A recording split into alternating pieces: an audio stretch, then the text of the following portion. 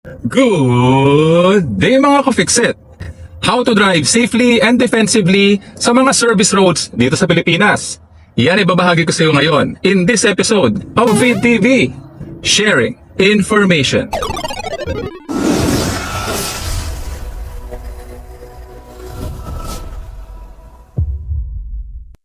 Driving safely and defensively on Philippine service roads require attention to detail, awareness of your surroundings, and adherence to traffic rules.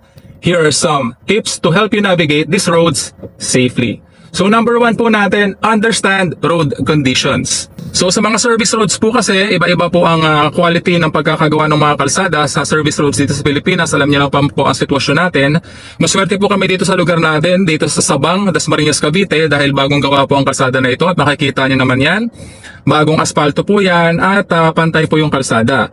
Maganda po magmaneho sa mga ganitong klase ng kalsada, pero sa ibang service roads po ng Pilipinas na ginagawa pa or hindi pa po nagagawa, medyo yung iba po uneven po, may mga potholes, may mga lubak, at sadyang hindi po kaaya-ayang daanan yung ibang mga service roads po dito sa Pilipinas. So be aware of your surroundings sa lugar ninyo and adjust your speed accordingly. So dapat syempre kung mas malubak, mas maraming potholes, dapat mas mabagal yung pagmamaneho natin para makaiwas po tayo sa aksidente. Number 2 po natin, be aware of pedestrians. Sa mga service roads po kasi alam naman po natin, lalong-lalo na po dito sa Cavite, ang Cavite po ay residential area na karamihan dahil sa dami ng subdivision dito. Pwede nga pong tawagin na subdivision capital ang Cavite sa dami ng subdivision na itinayo rito.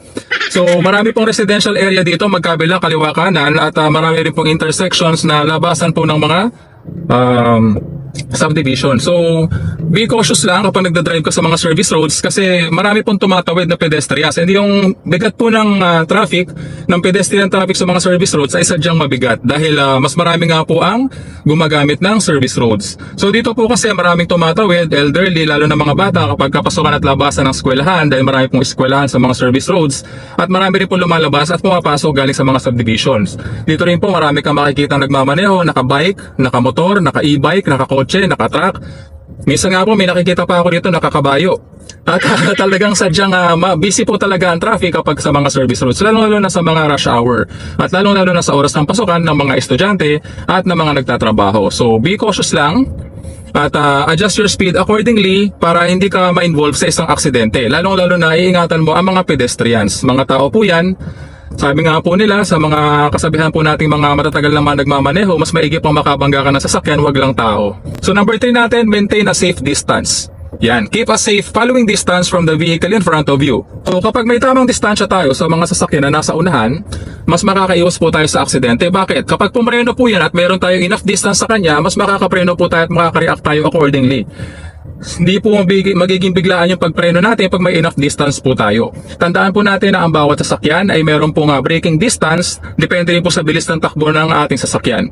So mas mabilis po ang takbo ng iyong sasakyan, mas matagal mo pong mapapahinto yan and sudden stops. Pero kapag mabagal ang takbo mo, mas madali mo yung mapapahinto sa mas maiksing distansya. So always be prepared. Ito pa mga service roads, I advise sa mga ganitong takbuhan, sa ganito kabagal na takbo, aware ka na ang distansya mo dun sa sasakyan na nasa unahan at least 1 car, no? 1 car apart. So mas mabilis ang takbuhan, mas lalakihan mo yung distansya na yan. Okay, sa mga service roads, enough na yung ganitong distance kasi mabagal lang naman po ang takbo natin. So sa mga ganito po kasi, ang service roads po kasi, ang maximum speed limit po dito is around 20, 30, 40 kilometers per hour. Depende po yan sa service roads kung saan ka nagmamaneho sa parte ng Pilipinas. May mga kanya-kanyang maximum speed limit po kasi ang bawat lungsod sa ating pong bansa. Number 4 po natin, use turn signal lights. So lagi po natin gagamitin yung ating turn signal lights. Lalong-lalo na kapag mag-change direction po tayo, kapag overtake, kapag kakanan or kakaliwa. So dito po papasok yung defensive driving technique natin na tinatawag natin na TLSL. So think, look, signal, look. So mag-iisip ka muna, ano ba yung sunod mong gagawin? Yan, tingin ka sa mga side mirrors, rear view mirrors, sa paligid mo, sa blind spots mo kung merong obstruction or merong ibang sasakyan or pedestrians, yan. Then saka ka mag-signal kapag ka-safe na. Then pagka-signal mo, titingin ka ulit, look again, no? Sa mga side mirrors, rear view mirrors, at sa mga blind spots mo. Kung safe na, saka ka mag-proceed. Na lumipat ang direction, mag-turn left or right, at overtake. Okay, so TLSL, think, look, signal, look. Importante po yan sa defensive driving natin dito sa Pilipinas. Number 5 natin, obey traffic signs and signals, no? Ugaliin po nating sumunod sa rules and regulations ng ating bansa para po sa safe driving. So dito po sa mga service roads, marami rin pong mga road signs and signals, lalong-lalo na sa mga busy service roads natin dito sa Pilipinas. So always be attentive sa mga road signs na yan at sumunod po tayo for our safe driving experience. Hindi lamang po ng safety natin ang ating inaalala, kundi ganun din po ng safety ng iba pang mga pedestrians at iba pang mga nagmamaneho at gumagamit ng mga service roads. Number 6 natin, watch for local traffic. Yan, be vigilant for vehicles pulling in and out of driveways. Ito po kasi sa service roads, marami pong lumalabas at pumapasok galing sa mga subdivision. Sabi ko nga, subdivision capital, itong dinadaanan ko, Cavite po ito. So marami subdivisions lumalabas at pumapasok sa mga subdivisions, no? Meron din po, marami din po mga residential dito. Yung kung papansin mo, marami mga bahay sa gilid, kaliwa at kanan. So may mga lumalabas, pumapasok sa mga bahay na yan. So always be attentive, no, sa mga sa local traffic natin para maging safe po ang ating pagmamaneho. Number 7 natin, limit distractions. No? Keep your focus on the road, avoid using your phone and engaging in distractions while driving. Importante rin po ito sa defensive and safety driving natin, no, dito sa Pilipinas. So ito, uneven road to, kabisado ko na to dahil lagi ako dumadaan dito. So dahan-dahan lamang po tayo dito sa mga ganitong klase ng kalsada. Ayan, so limit distractions. Kung medyo baguhan kang driver, beginner ka, lalong-lalo na kapag nag-aaral ka pa lamang magmaneho, malamang mas madali kang madidistract sa iyong pagmamaneho. So, avoid distractions. Kung nakaka-distract sa'yo yung pakikinig sa music habang ikaw ay nagmamaneho, huwag ka na muna makinig ng music. Mag-focus ka muna sa iyong pagmamaneho. Kung medyo nadidistract ka kapag may kausap ka habang ikaw ay nagmamaneho, huwag ka muna makipag-usap. Patahimikin mo muna yung kausap mo para hindi ka madistract sa iyong pagmamaneho. So, kung meron kang mga bag dyan na gumagalaw or anything na nakaka-distract sa'yo, lalong-lalo na yung mga mahilig maglagay ng pansabit dito sa kanilang rear view mirror, kung nadidistract ka sa habang gumagalaw-galaw yan sa iyong rear view mirror or sa iyong dashboard, ayusin mo yan para hindi ka madistract sa iyong pagmamaneho. Okay? So most especially, don't use your phone. Text or call, yan, hands-free okay lang, pero kapag hinahawakan mo yung phone mo habang nakikipag-usap ka, hindi po dapat yan at hindi po pwede yan sa defensive driving. Makaka-apekto po yan sa iyong safety, sa safety ng iyong pasahero at sa safety ng ibang mga sasakyan na nakakasalubong mo sa kalsada. Number 8 po natin, drive at safe speeds. Yan, stick to appropriate speed limits. So sabi ko nga kanina, may kanya-kanyang speed limits, maximum speed limits ang bawat service road. Susundin po natin yan. Depende po sa service roads dito sa Pilipinas. Meron pong 20, 30, 40 kilometers per hour. So sumunod po tayo sa maximum speed limit. Dahil kung sinusunod po natin yan, makakaiwas po tayo sa aksidente. Bakit? Dahil mas makakapreno po tayo ng tama when an obstruction or magbe-brake po yung sasakyan na nasa harapan. So kung maximum speed limit po ang ating sinusunod, mas makaka-react po tayo accordingly. Pwede po natin maiwasan niya kung safe po yung pag-iwas at pwede rin po tayo makahinto at a safe distance sa mga sasakyan na nasa una kung sila po ay bigla ang hihinto. Kung meron lang pong biglang tatawid dahil sa mga service roads, marami pong biglang tumatawid. Meron pong aso, pusa, tao, bisikleta, motor, depende po yan. Meron pa nga pong kambing, isang baka tumatawid dyan. So, ugaliin po natin na mag-drive at a maximum speed limit or minimum speed limit sa mga service roads para mag-safe po ang ating pagmamaneho. Number 9 po natin, use headlights wisely. If driving at night or in poor visibility conditions, ensure your headlights are on. Sabi, low light na, ensure mo na headlights are on, no, mga ka-fix-it. Para makaiwas po tayo sa aksidente, lalong-lalo na kapag 10 oras na ng gabi. Pag sinabi kong 10 oras na ng gabi, syempre kapag madilim na. Okay, mga ka-fix-it? So ito, TLSL, effective to sa mga ganito. Mag-change direction tayo. Think, look, signal, look. So thank you kuya, pinagbigyan niya ako. Ayan. Okay, so number 10 natin, be prepared of the unexpected. Ayan, napaka-importante nito sa pagmamaneho. Sabi ko nga, sa mga service roads, nandyan na lahat ng pwede mong makita sa kalsada, no? Nandyan silang lahat. So, always be prepared for the unexpected. Sabi ko nga, may biglang tumakawid dyan, no? Kaya, lagi kang alerto sa mga bagay na yan at lagi kang magiging focus dapat sa iyong pagmamaneho para maka-react ka ng tama at maka-react ka accordingly kung ano man yung nakikita mo sa kalsada. Yung mga sinasabi ko na yan is based on experience dahil matagal na po ako nagmamaneho. So habang tumatagal ka sa pagmamaneho, no, magiging reflex action mo yan and muscle memory ng iyong katawan at makaka-react ka accordingly. Kaya lalong-lalo na ngayon, nag-aaral ka pa lamang at bago ka pa lamang sa iyong pagmamaneho, dapat hinahasa mo yung skills by driving responsibly. Ayan, and accordingly para mahasa yung skills mo and eventually makakarating ka sa point na kagaya ng mga tatagal na mga driver na mabilis makaka-react yung mga reflex mo. Number 11 po tayo, no local driving customs, no? be familiar with local driving practices and cultures. Mga sa mga service roads, may kanya-kanyang practices po yan, may kanya-kanyang rules and regulations, no? Iba-iba po bawat service road sa Pilipinas.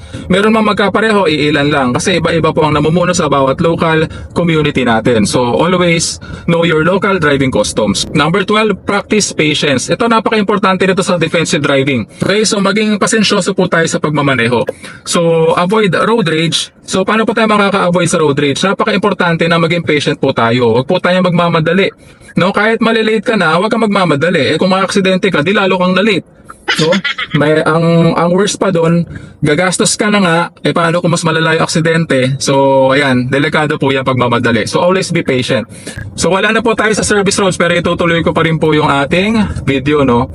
So, practice patience, ayan, maging pasensyoso po tayo sa pagmamaneho para maging safe po ang ating pagmamaneho sa naman pong service roads dito sa Pilipinas. Maintain your vehicle, no? Ensure that your vehicle is in good condition. So napaka-importante, part din po yan ng defensive driving. Kung well-maintained po ang ating vehicle, mamamaneho po natin yan na maayos at magiging safe po ang ating driving experience.